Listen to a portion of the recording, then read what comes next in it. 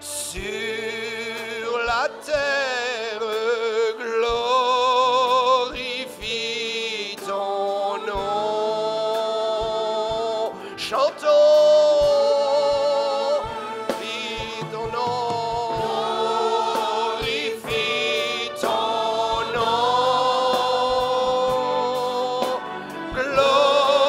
glorifie ton nom, glorifie ton nom sur la terre.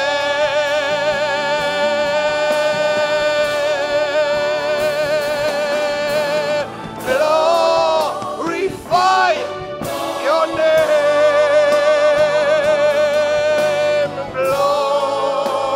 Glorify your name.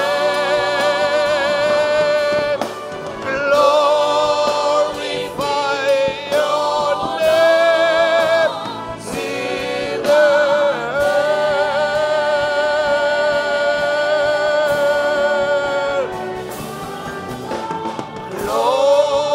Glorifie ton nom. Glorify your name. Adorons-le, adorons-le. Glorifie ton nom sur la terre.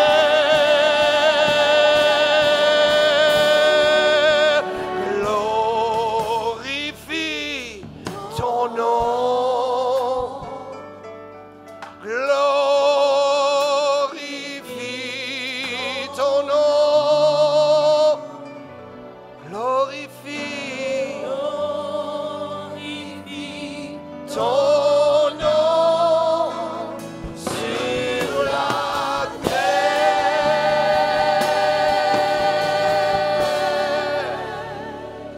Je suis le Dieu qui te guérit et le Seigneur qui guérit.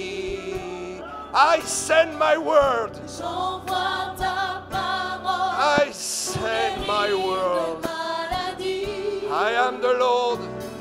Je suis Seigneur qui te guérit. Chantons. Je suis le Dieu qui me guérit et le Seigneur qui guérit. J'envoie ta parole pour guérir les maladies. Toi le Seigneur qui me guérit. Je suis le Le Dieu Dieu qui te guérit. qui se guérit. Le Seigneur qui te guérit. Car j'envoie ma parole. J'envoie ma parole pour guérir tes maladies. Le Seigneur qui te guérit. Je suis le Dieu Le Dieu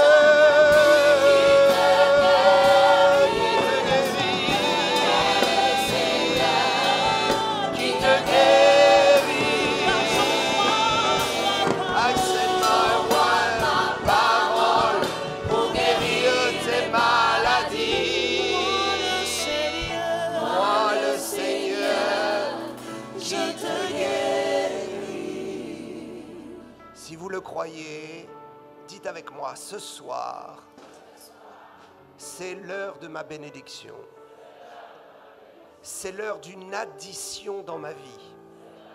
C'est le temps de ma guérison.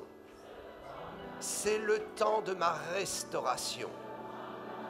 Je vais accumuler une grâce supplémentaire dans mon existence ce soir, parce qu'il est le Dieu de toute guérison. À lui soit toute la gloire. À lui soit dans les cieux et sur la terre. Il n'est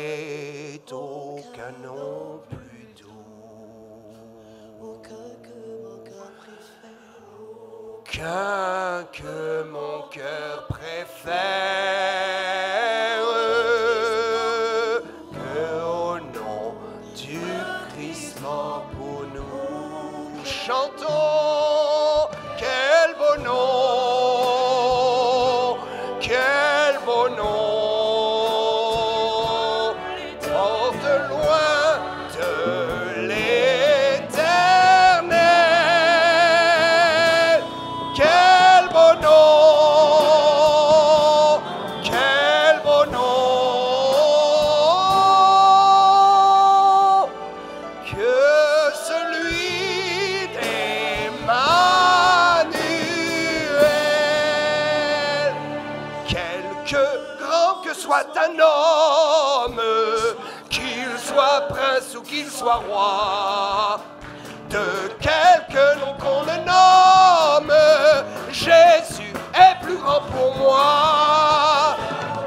Quel beau nom, de loin de l'éternel, quel beau nom, quel beau nom,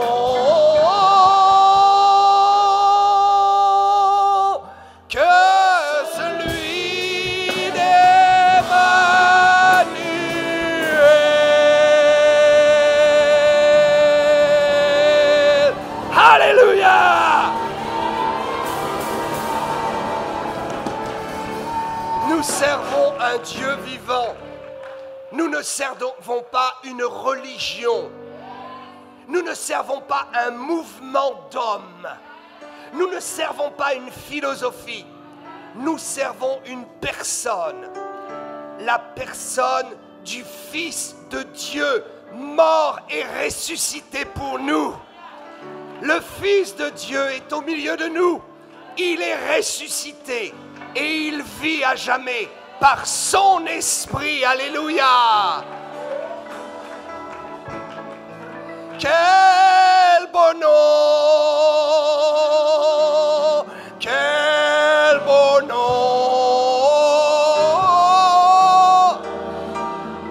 que celui d'Emmanuel.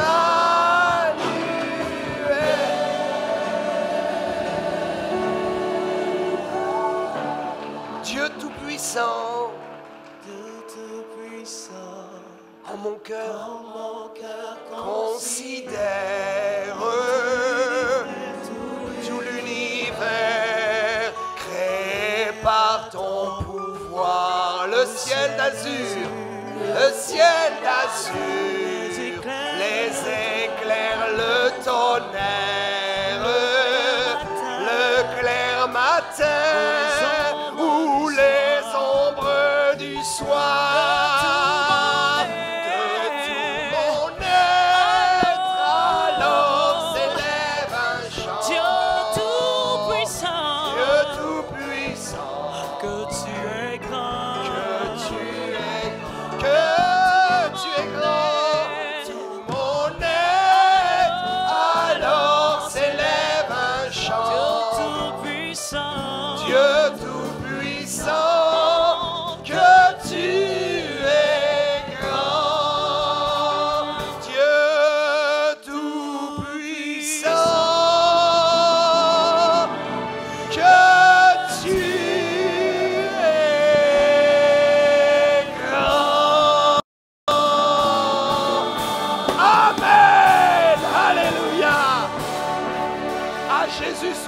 Gloire.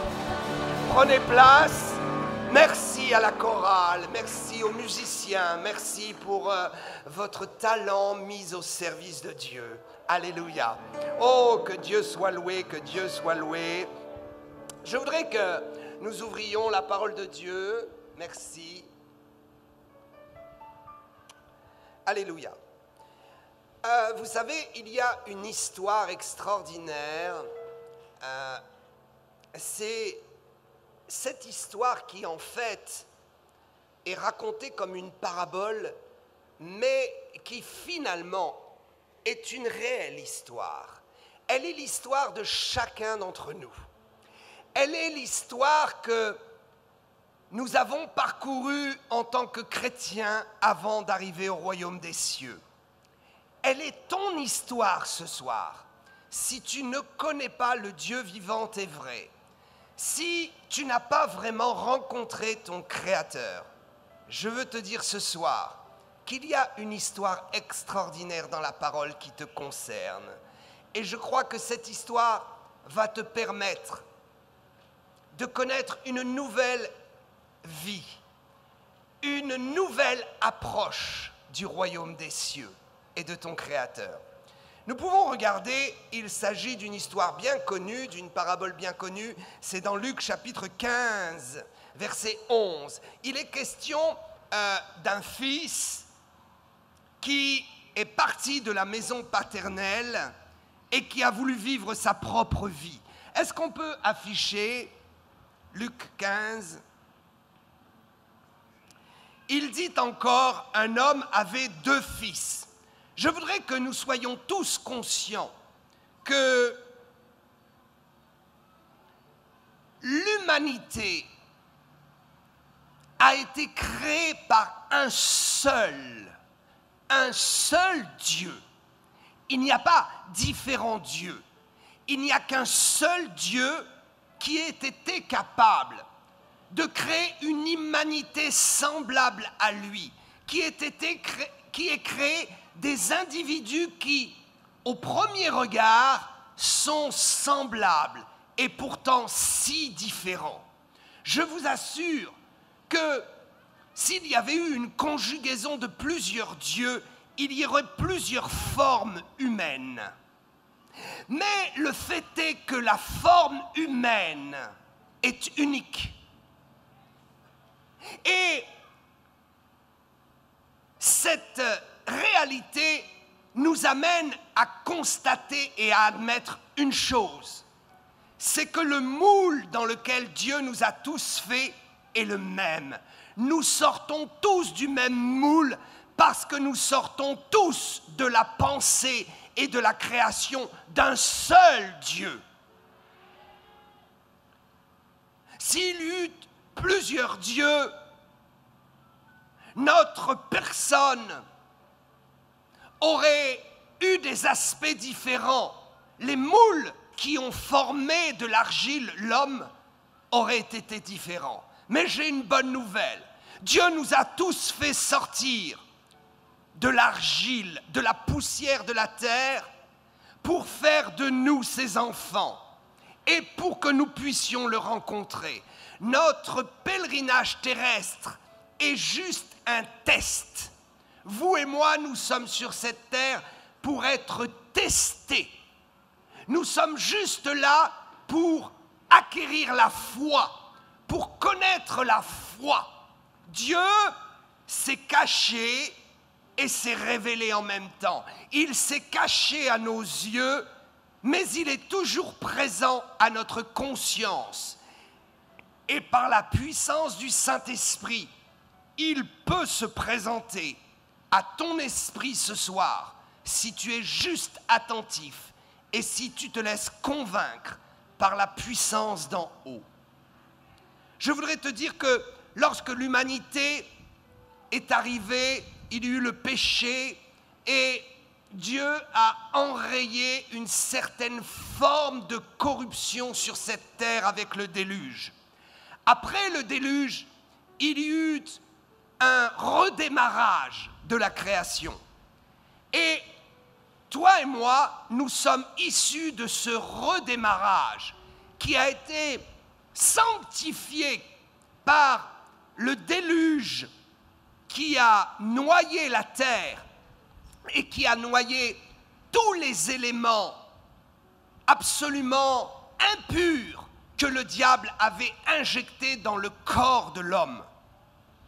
Dans cette régénération et dans ce redépart de l'aventure humaine, bien que Dieu soit intervenu, le péché a demeuré dans le cœur de l'homme. Et ce n'est pas le déluge qui a pu nettoyer l'homme de son péché. Ce n'est pas la condamnation de Dieu qui a pu nettoyer l'homme de son péché. Alors Dieu a envoyé la loi. Il a suscité parmi les nations à la tour de Babel un peuple qu'il avait choisi pour porter sa parole et pour porter un élément purificateur qui ne serait que de courte durée. Le peuple juif est né en Abraham. Et à ceux qui pensent que nous sommes tous juifs parce que nous sommes tous issus d'Adam, je voudrais dire que c'est une erreur. Nous sommes tous issus d'Adam, mais nous ne sommes pas tous juifs. Nous le sommes en esprit et en vérité lorsque nous devenons des adorateurs de Dieu et que nous naissons de nouveau. Mais par nature, nous sommes issus des nations. Il y a donc le peuple juif et toutes les nations. Et dans cette parabole, nous voyons clairement que Dieu fait référence à deux nations. La nation d'Israël et toutes les autres nations qui sont vues sous son regard comme une seule nation. Que nous soyons blancs ou noirs de couleur de peau, que nous soyons hommes ou femmes, que nous soyons libres ou esclaves, que nous soyons jeunes ou vieux, que nous soyons riches ou pauvres, nous faisons tous partie de cette humanité qui a besoin de revenir à la maison du Père. La parabole nous parle de deux fils. Un a quitté la maison du Père et l'autre est resté à l'intérieur. Celui qui est resté à l'intérieur, c'est Israël, qui a gardé la loi, mais qui n'a pas réglé le problème du péché par la loi et qui devra attendre le retour du Fils prodigue pour connaître ce qu'est la grâce sans la loi. Je voudrais vous dire qu'aujourd'hui, il y a un réveil extraordinaire qui se passe dans le monde entier. Au Brésil, il y a des miracles absolument exceptionnels. Des miracles dont on raconte les faits et qui bouleversent même notre conception du monde matériel. Le réveil se répand dans le monde entier et Jésus se prépare à revenir très bientôt. Très bientôt, il paraîtra sur les nuées du ciel et il enlèvera l'Église glorieuse. Et quand nous reviendrons des noces de l'agneau, tout Israël aura les yeux ouverts et tout Israël sera sauvé pour comprendre que nous étions égarés et que le Seigneur nous a ramenés à la maison par sa grâce. Je voudrais que nous continuions à lire le texte. Il y avait deux hommes, verset 12. Le plus jeune dit à son père, « Mon père, donne-moi la part de bien qui doit me revenir. » Et le père leur partagea son bien. Voyez, la vie, c'est ça. La vie, c'est un capital que Dieu nous a donné. Et ce capital nous appartient entièrement. Il y a des gens qui font le mal. Et on dit, mais pourquoi font-ils le mal? S'il y a un Dieu, pourquoi est-ce que Dieu permet qu'ils fassent le mal? Je vais vous le dire, parce que Dieu nous a donné un capital vie. Et nous sommes chacun responsables de le gérer comme nous l'entendons, en notre âme et conscience, en sachant que nous devrons en rendre compte un jour devant Dieu. Je vais vous dire le problème, c'est que Dieu n'avait pas créé le Fils qui est sorti de la maison. Il ne l'avait pas créé méchant et désireux de conduire sa propre vie seul. Il l'avait créé bon, parfait. Mais cette humanité a décidé de prendre les rênes et de vivre sa propre expérience. C'est ainsi que nous tous, nous avons, à un moment donné ou l'autre, nous avons décidé de gérer nous-mêmes notre avenir sans tenir compte du Créateur. Mais ce soir, Dieu nous appelle et il nous dit « Reviens à la maison, reviens dans la maison du Père. » Alléluia. Le Fils est parti et il a dilapidé tous ses biens. Il n'avait pas conscience que sa vie était précieuse. Vous savez, il y a des gens qui prennent bien plus soin de leur maison et de leur compte en banque que de leur corps et de leur vie. Il y a des gens qui détruisent leur corps en allant dans toutes sortes de dérèglements, de débauches et de péchés. Ils ne se rendent pas compte que le mal qu'ils font est absolument terrible pour eux-mêmes, parce qu'ils détruisent leur capital vie. Ce jeune homme dans la parabole est parti, il a vécu sa vie et il a gaspillé son énergie dans toutes sortes de débauches. C'est ainsi que, à un moment donné précis, quelque chose s'est passé dans son cœur. Et je crois que ce soir, quelque chose est en train de se passer dans ton cœur. Tu es en train de te dire, il faut que j'arrête de guider ma vie, de diriger ma vie par moi-même. Il est temps que je laisse les rênes au Seigneur. Il est temps que je donne la conduite de ma vie à mon Créateur. Tu es fatigué de souffrir, comme cet homme qui était fatigué de souffrir. Mais voilà ce qui se passe. Quelque chose s'est passé au verset 17. Est-ce qu'on peut afficher le verset 17 ? Étant rentré en lui-même, il se dit, combien de mercenaires chez mon père ont du pain en abondance et moi ici je meurs de faim.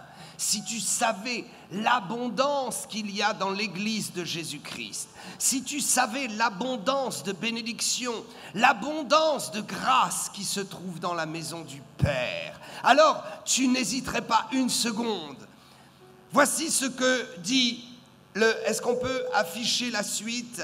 Voici ce que dit cet homme. Je me lèverai et j'irai vers mon père. Je lui dirai, mon père, j'ai péché contre le ciel et contre toi. Que s'est-il passé à ce moment précis? À ce moment précis, quelque chose de sa conscience s'est éveillé. Nous avons tous besoin de réveiller notre conscience. Nous avons tous besoin du Saint-Esprit pour réveiller notre conscience. Ce jour-là, nous dit la parabole, quelque chose s'est passé dans le cœur même et dans la réflexion profonde de cet homme. Une pensée sage s'est installée. Cette pensée a été communiquée par le Saint-Esprit. Je voudrais vous dire que le Saint-Esprit est une personne. Il n'est pas une vapeur ou une force. Il n'est pas une puissance électrique. Il n'est pas quelque chose de matériel. Il ne se manifeste pas uniquement dans le matériel. Le Saint-Esprit se manifeste par de l'électricité, de la force, du vent, des choses qui affectent le monde matériel. Mais le Saint-Esprit est une personne. Il n'est pas simplement un esprit, il est une personne. Et ce soir, ce qui peut changer ta vie, c'est la grâce d'un contact personnel avec l'Esprit de Dieu, avec la personne de Dieu. Vous savez, Dieu, dans sa création, a fait différentes choses. Il a créé les animaux, il a créé les végétaux, il a créé le monde matériel et les minéraux. Mais toutes ces choses ne sont pas des personnes. Ces choses sont juste de la matière parfois animée par la vie. Prenez un animal. Un animal est un être créé par Dieu, mais il n'est pas une personne. Il est juste un être matériel animé de la vie. Ce qui fait de lui un être qui peut respirer, bouger et même penser. Mais l'animal n'est pas doté d'une âme comme l'homme peut être doté d'une âme animale. Certains me disent « Oh, mais mon chien est tellement obéissant, il me suit partout, il est même prêt à me défendre et c'est comme une personne. » Mais souvenez-vous que l'animal réagira toujours par instinct et jamais par réflexion de l'âme. Ce qui nous distingue, ce qui te distingue de la création, c'est ta capacité à aimer, à réfléchir, à prendre des décisions et à pouvoir créer des choses. Savez-vous que rien ne se crée, tout se transforme. Mais nous pouvons créer à partir de la matière que Dieu a créée, afin de transformer cette matière et de créer, de produire quelque chose. Certains s'attachent beaucoup à la nature, mais ne considèrent pas que Dieu est une personne et qu'il n'est pas la nature. Il n'est pas un animal. Il y a des gens qui se font des totems et des fétiches avec des animaux et ils appellent ça Dieu. Mais Dieu est une personne. Et je vais vous dire pourquoi Dieu est une personne. Parce que Dieu vous a créé en tant que personne. La Bible nous dit que Dieu nous a créés à son image. Nous sommes l'image de Dieu. Quelle est cette image? Cette image, c'est que nous sommes une personne comme Dieu est une personne. Et même les plantes ne sont pas une personne. Il y a des plantes carnivores qui sont capables de réagir lorsqu'un papillon passe ou un petit oiseau passe pour l'avaler. Les plantes peuvent être animées d'une certaine vie biologique, d'une certaine force. Ils sont la création, mais ils ne sont pas la créature parfaite. Vous et moi, nous sommes la créature parfaite. Et ce que Dieu veut qui revienne à la maison, Dieu ne veut pas ramener à la maison une création qu'il va détruire. Il veut ramener des personnes comme vous et moi. Je veux vous dire que le salut n'est pas dans ce monde. Le salut n'est pas dans la nature. Le salut n'est pas dans la création. Le salut est dans l'homme parfait, Jésus-Christ, la personne de Dieu, crucifié et ressuscité pour toi. Les anges même sont la création de Dieu. Mais ils ne sont pas des personnes. Ils sont des esprits au service de Dieu. Et ils sont par là des esprits à notre service. Ce que je proclame en tant qu'enfant de Dieu, en tant que fils prodigue retourné à la maison du Père, ce que je proclame a une influence sur la création de Dieu. Écoutez bien, aucune parole ne peut avoir le pouvoir d'influencer le monde de la création en dehors de la maison du Père. Le quartier général, c'est la maison du Père. Et en dehors du quartier général, qui est la maison de Dieu, l'Église, l'environnement où nous invoquons Jésus-Christ, en dehors de ce lieu, personne ne peut prononcer une parole et faire vibrer ce monde. Seul celui qui est né de nouveau, qui est rentré dans la maison du Père et qui agit au milieu du commandement divin, pourra ordonner à la matière de se transformer, à la matière d'obéir, aux anges d'obéir, aux démons de se soumettre. Ta religion t'a trompé, mon ami. Tu penses que ta religion t'a présenté Dieu, mais tu n'as aucun pouvoir qui t'est donné de ce Dieu. Le seul pouvoir que tu as, c'est juste d'obéir à des lois, de gérer ta vie à travers un système légaliste. Mais Dieu est bien plus qu'un système légaliste. Il est un père qui aime ses enfants. Savez-vous que dans cette parabole, il nous est dit qu'à un moment donné, le fils prodigue est rentré en lui-même. Je crois qu'à ce moment-là, le fils prodigue est né de nouveau. Il est rentré dans le temple qu'il est devenu. Vous êtes le temple du Saint-Esprit lorsque vous acceptez de revenir dans la maison du Père. Lorsque vous revenez à la maison du Père, une nouvelle naissance s'opère en vous et la Bible déclare que vous êtes le temple. Ne cherchez pas Dieu dans le temple des hommes. Ne cherchez pas Dieu dans le temple fait de main d'homme. Le Saint-Esprit n'habite pas des murs, il n'habite pas des maisons faites de bois et de pierre, il habite des cœurs. Il habite des temples faits par la main de Dieu.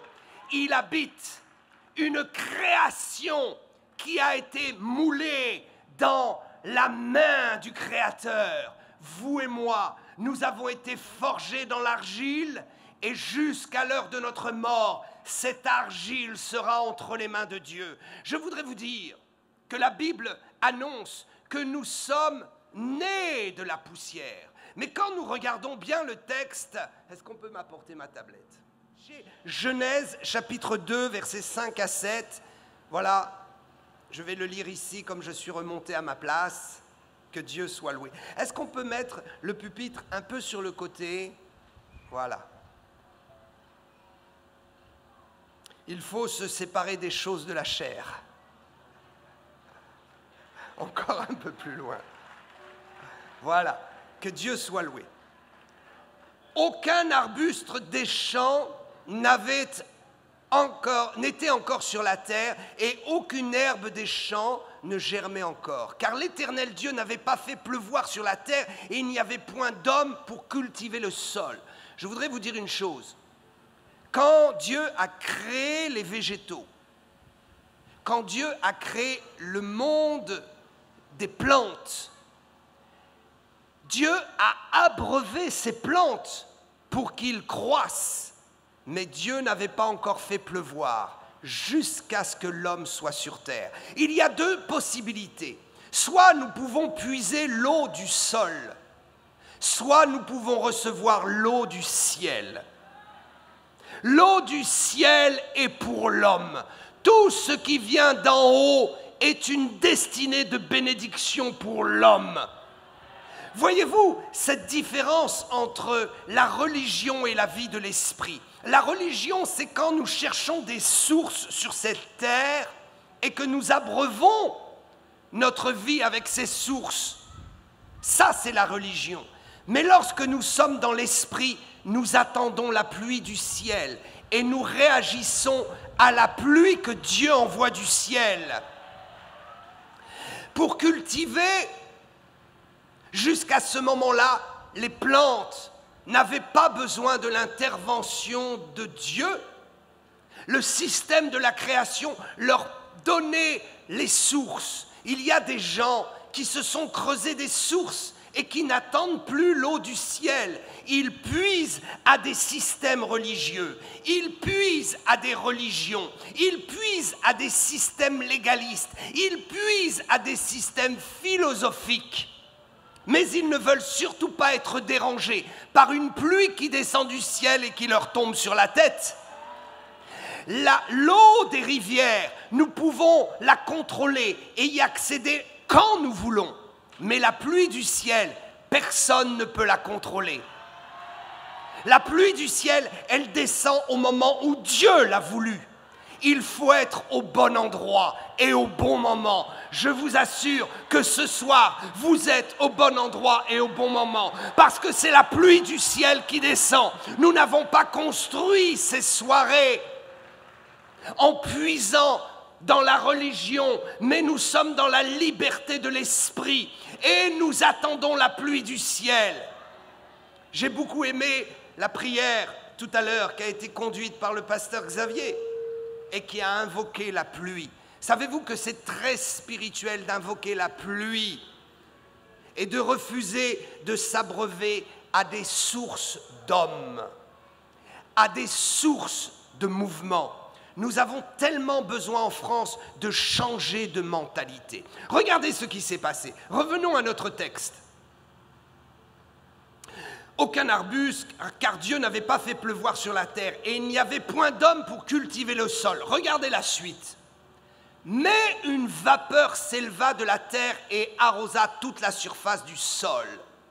Je vais vous dire, nous n'avons pas été créés dans une poussière volatile.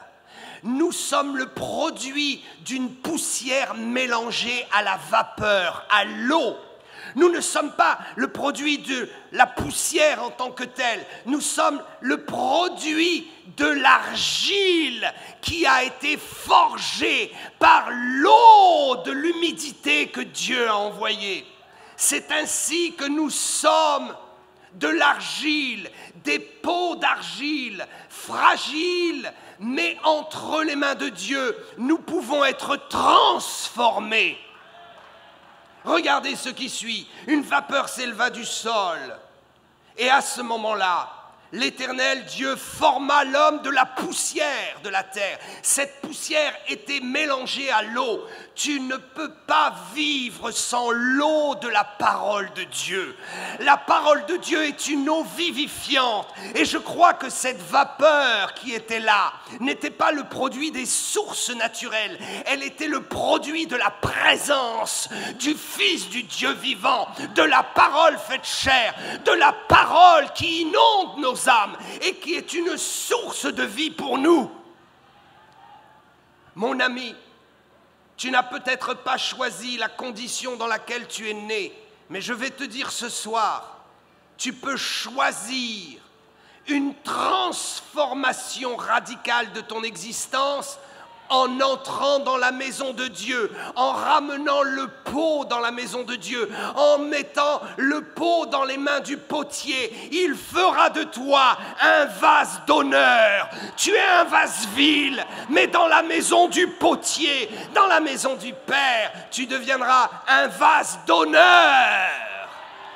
Je vais vous dire une chose. Ce jour-là, le jeune homme, l'homme, le fils, qui va revenir à la maison, a fait une rencontre personnelle avec le Saint-Esprit qui a impacté sa conscience et qui lui a fait regarder en lui-même la présence de Dieu. Ne cherche pas à te mettre dans la position du lotus pendant des heures ou des jours pour atteindre le ciel. Dieu en a déjà fait descendre son Fils. Le royaume de Dieu est au milieu de nous, le royaume de Dieu est en nous. Nous avons le pouvoir, nous avons la force, nous avons l'énergie, nous avons reçu la puissance en nous. Il n'est pas besoin d'aller chercher au fond du monde. Il n'est pas besoin de prendre des billets d'avion et de parcourir le monde. Là où tu es, tu peux trouver la présence de Dieu. Car là où tu es se trouve le temple et la maison du Père. Le Saint-Esprit est arrivé ce jour-là.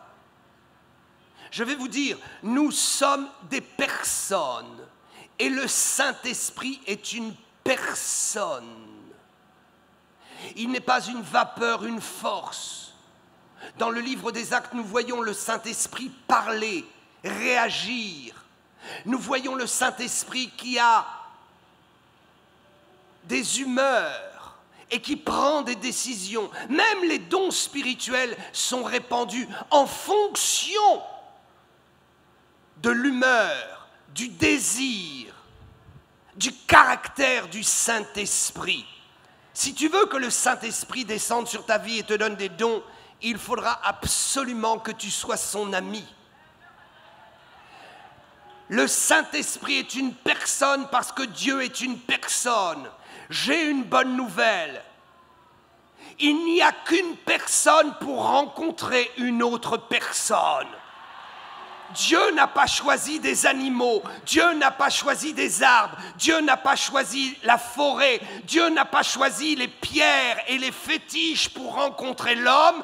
L'homme ne peut être rencontré que par un autre homme ou une autre personne, parce que nous sommes des personnes et nous sommes le plus haut degré de la création. Nous sommes à l'identique de la personne de Dieu et de la personne du Saint-Esprit. J'ai une bonne nouvelle, il faut te convertir. Mon ami, si tu crois que Dieu a une grande balance devant lui et qu'il va mettre d'un côté tes bonnes actions et de l'autre côté tes mauvaises actions et que c'est du côté où ça va pencher que tu iras au ciel ou en enfer, je voudrais te dire que c'est une grande supercherie. Parce que Dieu ne pourra jamais effacer la faute de l'homme par les efforts, les œuvres de l'homme. Quand un homme a tué un autre homme, par la langue parfois, quand un homme a détruit la vie d'un enfant en allant faire des choses incestueuses, crois-tu que cet homme pourra rattraper la vie, le mal qu'il a détruit, même s'il allait jusqu'au bout du monde donner sa vie pour les bonnes œuvres? Devant Dieu, il y aurait toujours une condamnation. Le jugement des balances n'existe pas. Je ne veux pas mettre ma vie en balance. J'ai une bonne nouvelle. Tu peux avoir la sécurité de ton salut en rencontrant la personne de Dieu par la personne du Saint-Esprit. Dieu est esprit et il est une personne. Jésus est une personne et il est venu revêtir un corps. Parce que Dieu ne pouvait pas atteindre une personne autrement que par une autre personne. C'est ainsi que Jésus est venu. Il est Dieu se faisant homme pour nous atteindre exactement à notre niveau, pour que nous puissions sentir son cœur et lui faire ressentir le nôtre. Nous ne pouvons pas dialoguer avec la nature, elle ne répond pas. Tu ne pourras jamais dialoguer avec des statues de bois ou de pierre, ils ne te répondront jamais. Tu ne pourras jamais vibrer et sentir l'amour et l'intimité. Oh, vous savez, j'aime tellement la comparaison de l'apôtre Paul qui dit que l'Église est l'épouse. J'aime quand mon épouse me résiste. J'aime quand elle se livre à moi. J'aime quand elle me reprend. J'aime quand elle prend soin de moi. Pourquoi ? Parce qu'elle est une personne avec un caractère qui réagit et qui met de la couleur dans ma vie. Elle n'est pas une statue morte. Elle n'est pas une pierre morte. Mais elle est comme moi, chair de ma chair, personne vivante. Le Saint-Esprit a un caractère. Il a un cœur. Et lui seul peut ressentir ton cœur. Le Saint-Esprit, c'est l'Esprit de Christ. Le Saint-Esprit, c'est la représentation de Jésus sur cette terre. Lorsque tu appelles le Saint-Esprit, c'est Jésus qui se présente.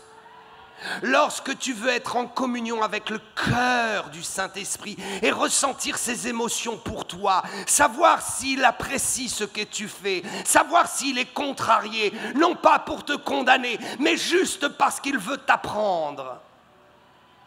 Quand tu ressens le cœur du Saint-Esprit, c'est directement le cœur de Jésus que tu ressens. J'ai une bonne nouvelle.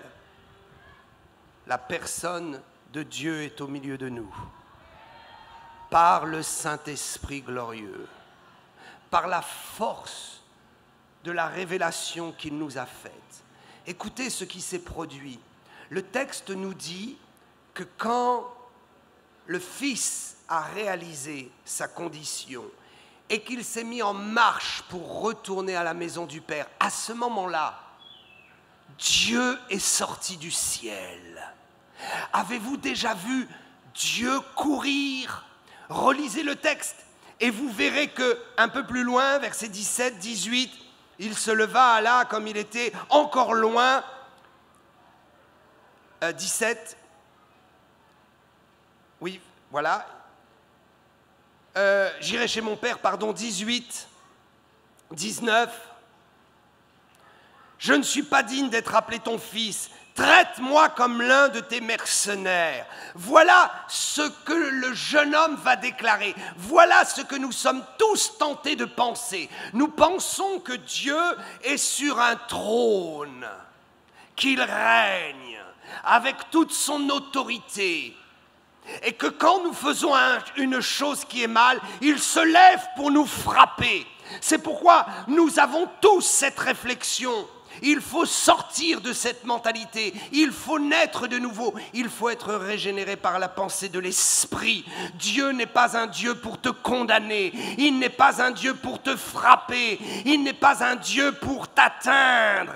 Le jeune homme disait, je suis digne de châtiment. Mais qu'est-ce qu'a fait le père? Il est sorti de la maison. Il a couru, il l'a pris dans ses bras. Moi, je n'ai jamais vu cela. Un père qui court, un Dieu qui court pour aller à la rencontre de son fils, pour t'embrasser, pour te dire ne crains rien. Il a tout payé. J'ai tout payé pour toi. Le sang de Jésus a payé. Nous pensons que Dieu est sur son trône, qu'il agite les tonnerres et les éclairs pour condamner les hommes, pour condamner les nations. Mais partout où un homme se lève pour rencontrer son Dieu, le ciel s'ouvre et Dieu court à sa rencontre. Il court à en perdre haleine et il n'a qu'un seul désir, te prendre dans ses bras et te dire ne crains rien. Je te ramène à la maison. J'imagine très bien le Père, parce que dans cette parabole on parle souvent du Fils. Mais imaginons ce que le Père a ressenti. Vous savez, le Fils a ressenti une douleur. Tu ressens une douleur dans ce monde. Tu es fatigué de ta vie misérable.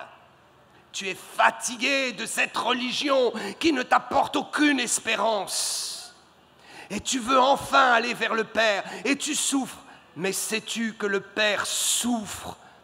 Depuis le jour de ta création, il souffre et il attend ton retour. J'imagine le Père dans son royaume, regardant à la fenêtre, le Fils est parti, et toute la maison est en deuil. Et le Père, tous les matins et tous les soirs, tire les volets et regarde à la fenêtre. Est-ce que mon Fils va revenir? Est-ce qu'il va revenir? Y a-t-il quelqu'un pour lui dire?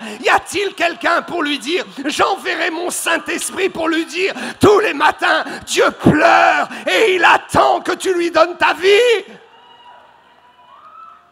J'imagine dans la maison, les gouvernants sont là, ils sont tristes, ils n'osent pas le déranger. Les anges sont là, ils sont tous dans l'inquiétude. Ils ne peuvent pas comprendre ce que le cœur du Père ressent, parce que les anges ne sont pas des personnes, les anges n'ont pas de personnalité, les anges n'ont pas d'âme. Ils ne sont pas capables d'aimer. Ils ne comprennent pas comment Dieu nous a aimés. Ils ne comprennent pas comment au ciel Jésus intercède pour toi afin de ne pas aller dans des religions mortes. Mais il intercède afin que tu rencontres la personne de Jésus-Christ ressuscité. Je vois déjà le ciel ouvert et son amour se répandre sur chacune de ces brebis. Mon ami, donne ta vie à Jésus, je t'en supplie. Je voudrais te convaincre, je voudrais t'engager, je voudrais te supplier, je voudrais te garantir. Ça fait 42 ans que j'ai donné ma vie à Jésus. J'étais dans les fétiches, j'étais dans la sorcellerie, mais Dieu m'a appelé à lui. Et désormais, ce ne sont plus les fétiches qui contrôlent ma vie, c'est moi qui contrôle les fétiches. Et je proclame que chacun des fétiches est détruit au nom de Jésus, détruit au nom de Jésus. Il y a ici plusieurs personnes, tu es venu, il y a quelqu'un avec un fétiche dans la poche, une autre personne avec un fétiche sur le ventre. Je proclame que toute la force du bois est détruite au nom de Jésus. Si tu ne te convertis pas ce soir, tu te convertiras, je te l'assure, parce que tu verras que tes fétiches n'ont plus aucun pouvoir. Ici, tu es dans la maison du Père, et dans la maison du Père, ce sont des personnes qui ont un pouvoir, ce ne sont pas des anges.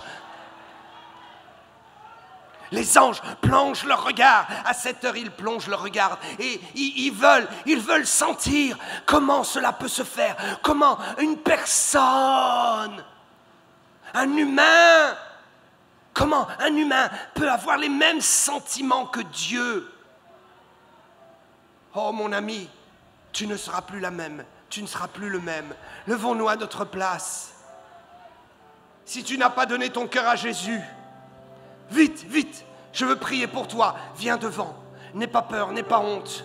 Viens donner ta vie, viens, entre dans la maison du Père. Vite, vite. J'ai tellement d'amour pour toi. J'ai tellement d'amour à te donner de la part de Dieu. Je t'aime parce que Dieu m'a aimé. Je t'aime parce que Dieu m'a aimé. Si tu es dans les fétiches, si tu es dans la sorcellerie, si ton âme est tourmentée, viens, viens. Je vais te libérer au nom de Jésus.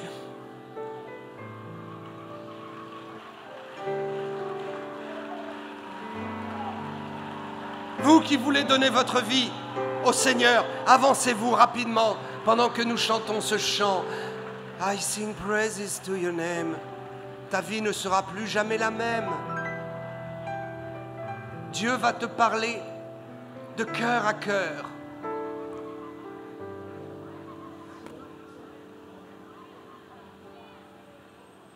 Je paralyse toute la puissance de Satan dans ce lieu,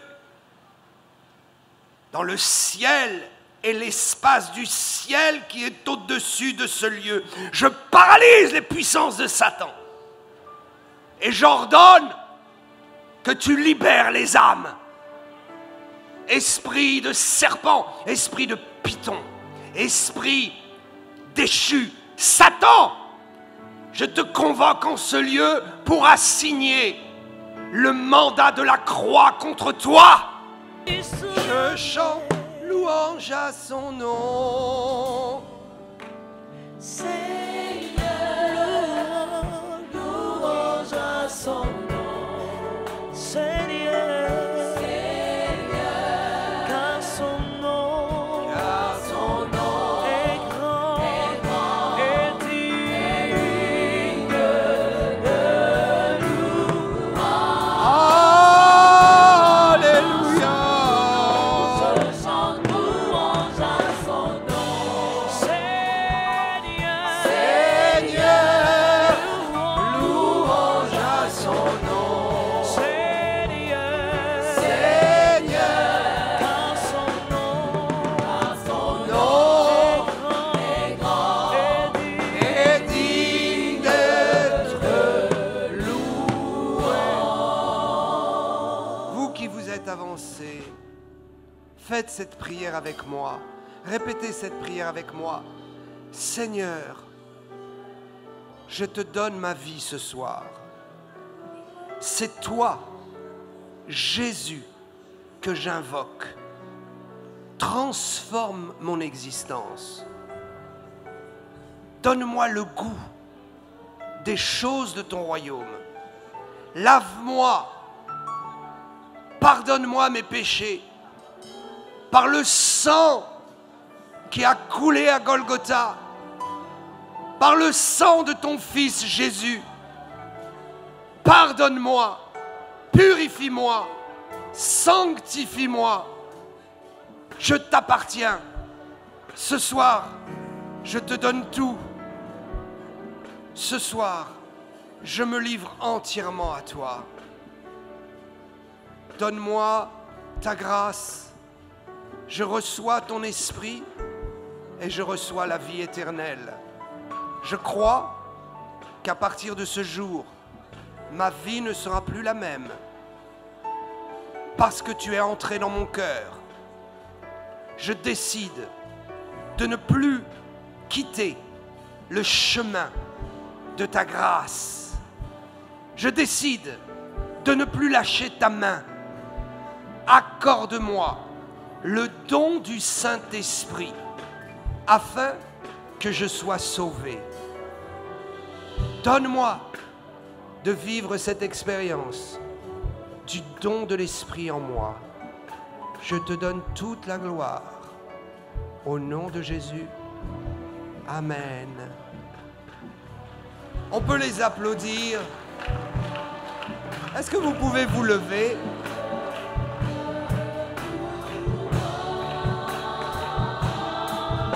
Je vous félicite. Je vous félicite. Ce soir, quelque chose de tout nouveau démarre pour vous. À partir de ce moment, vous allez vivre en écoutant ce que Dieu a à vous dire. Vous n'écouterez plus les religions des hommes, mais vous écouterez ce que le Saint-Esprit vous dit. il faut prier, il faut aller à l'église. Il y a des pasteurs ici, il y a des églises, il faut aller à l'église. Et tous les jours, il faut ouvrir la parole de Dieu. Elle transformera votre vie. Que Dieu vous bénisse, que Dieu vous bénisse. Amen.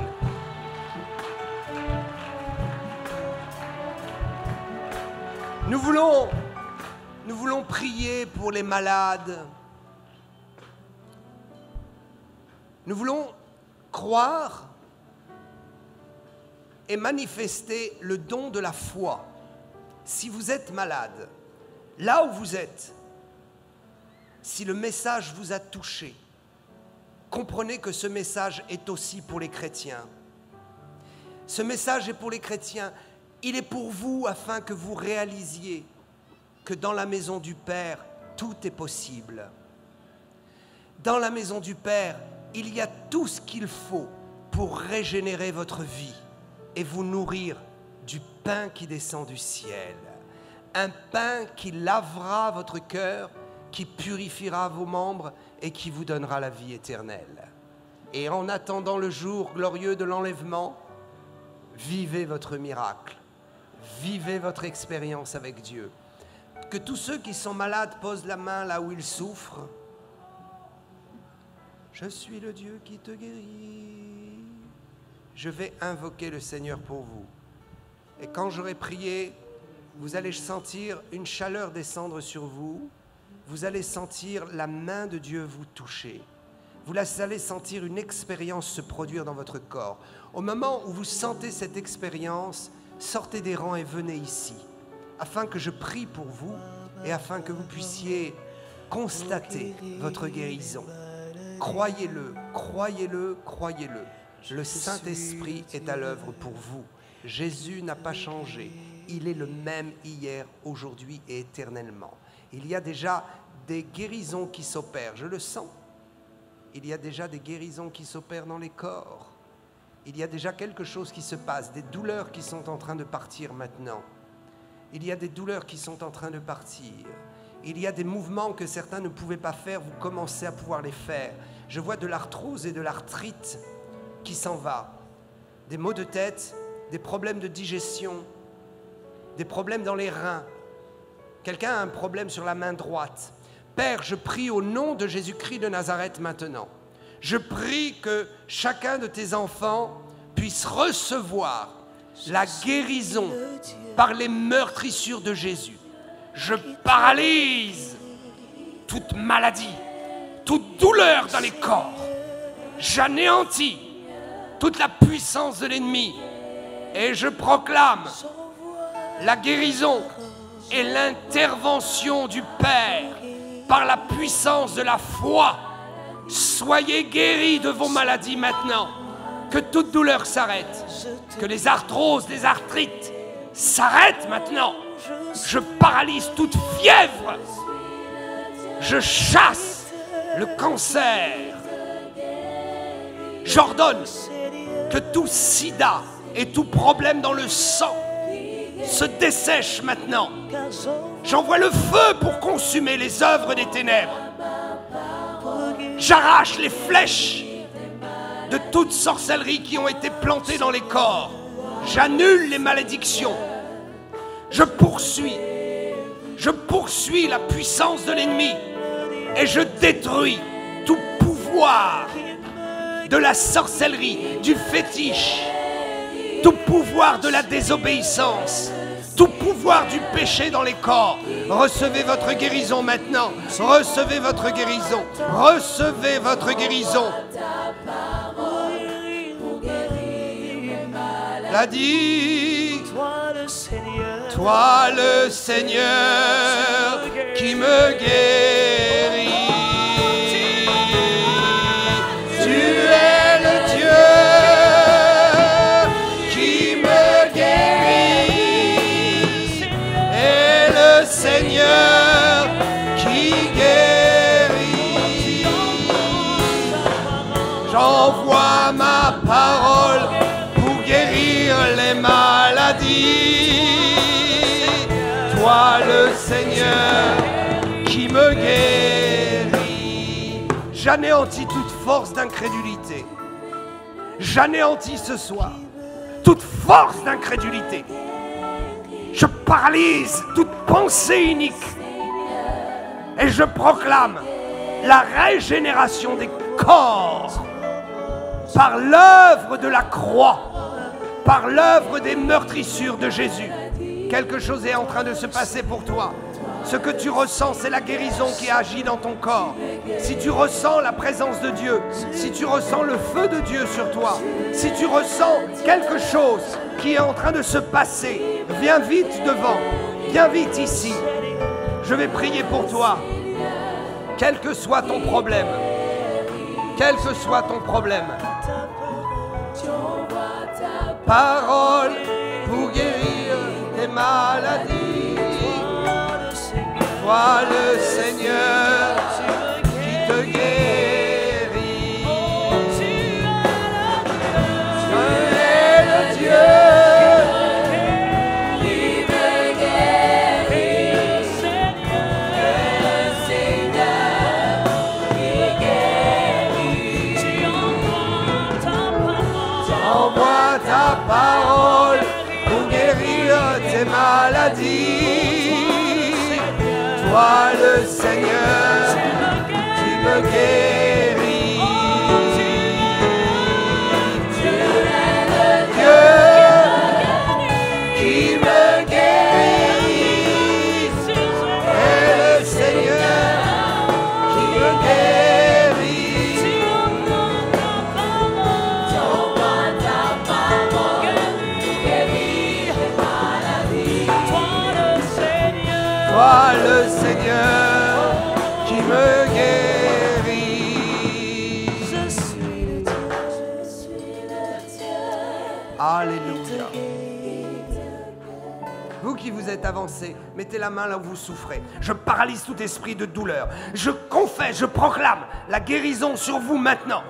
J'envoie le feu pour détruire tout germe de maladie. Je paralyse la douleur et je proclame la vie de Jésus sur vous. Merci Seigneur, merci Seigneur. Recevez votre guérison, recevez votre guérison. Quelque chose s'opère dans votre corps maintenant. Touche! La guérison est là, la guérison est là. Certains, vous sentez de la chaleur dans votre main. Il y a une douleur dans le poumon qui s'en va. Il y a un sifflement dans les oreilles qui s'en va. Dieu est en train de guérir l'arthrose et l'arthrite. Il y a des douleurs dans le cou qui disparaissent. Reçois ta guérison. Reçois. Au nom de Jésus, reçois. Touch.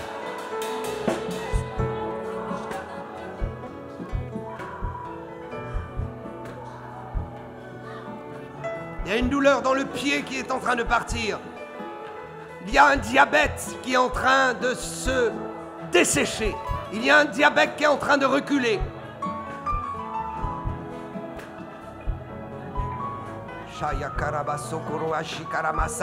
Croyez, croyez, croyez, croyez. Le Saint-Esprit est ici. Dieu est à l'œuvre, Dieu est à l'œuvre.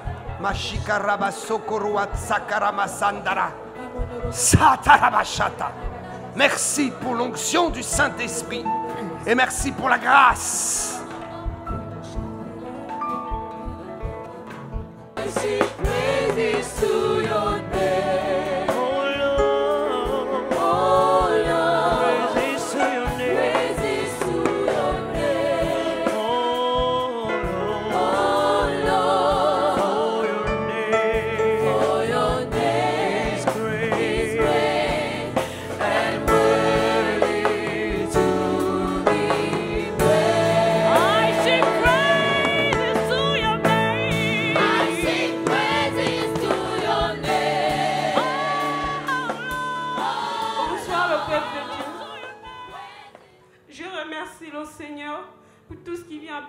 Pour moi tout à l'heure. Quand le pasteur a crié pendant que nous étions là-bas, il a dit l'esprit des serpents soit brisé et anéanti, qu'il soit découpé et brisé au nom de Jésus. j'ai senti quelque chose qui a lâché derrière moi. Et c'est comme ça que j'ai senti une fraîcheur qui m'a pris tout le corps. Et c'est comme ça que je suis venue devant. Et quand je suis arrivée devant, il nous a demandé de se placer devant. J'ai vu une lumière qui est descendue sur moi. Un problème au cœur? Qu'est-ce qui se passe? Ça fait pratiquement 3 jours. Mon cœur, un moment ça bat, après un moment ça s'arrête. Comme si, bon, c'est comme si j'étais mort, quoi. Quand ça s'arrête, c'est comme si j'étais mort et puis après ça recommence à battre. Tout à l'heure quand vous avez prié, j'ai senti mon cœur dur comme un caillou. C'est tombé et puis après c'est revenu se replacer et puis après ça a continué à battre. Du coup, jusqu'à là maintenant ça bat. Et comment tu te sens? Oh, la présence de Dieu. Ah, Jesus. Oh my God. Qu'est-ce qui se passe ici? Qu'est-ce qui se passe là? I sing praises to your name. Oh Lord, praises to your name. Les problèmes de cœur, nous déclarons au nom de Jésus-Christ de Nazareth que tout problème de cœur, tout problème de palpitation est définitivement lié, paralysé. Je libère les cœurs, je libère les hortes et les poumons dans le nom de Jésus-Christ. Alléluia. Ça fait des années qu'il a des problèmes de cœur. Et ce soir, il a senti une force qu'il a visitée et l'homme se sent libéré. For your name is great and greatly to be. I sing praises to your name. I sing praises to your name. Oh Lord. Qu'est-ce qui se passe ici? Homme de Dieu, cette femme aussi, elle avait aussi un problème de cœur. Mais ce soir, elle a senti une force qui l'a libérée. Que Dieu soit loué, que Dieu soit loué. Tous ceux qui ont des problèmes de cœur vivront, ils ne mourront pas. Mais Dieu va leur donner un cœur nouveau, une régénération.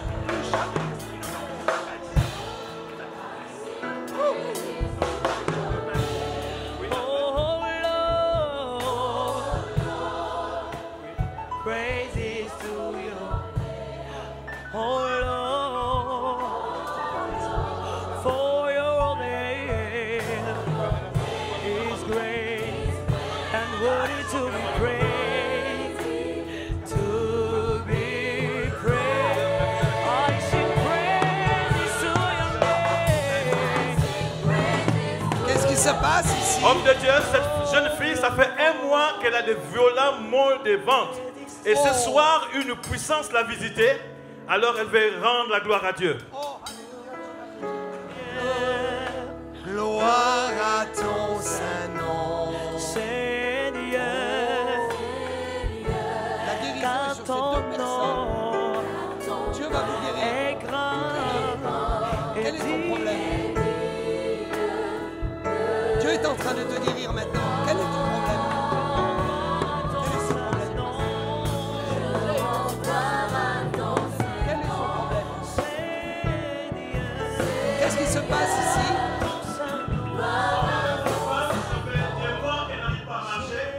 Et ce soir, quelque chose s'est passé. Elle arrive à marcher maintenant. Alléluia! Give glory to the Lord!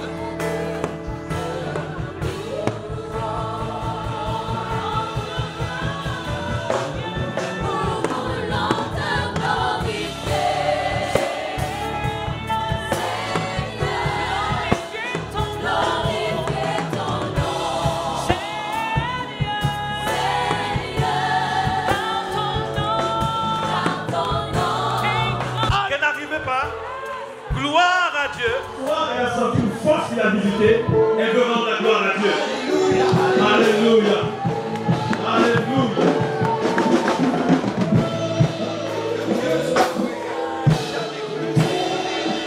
Jamais plus ça ne revienne.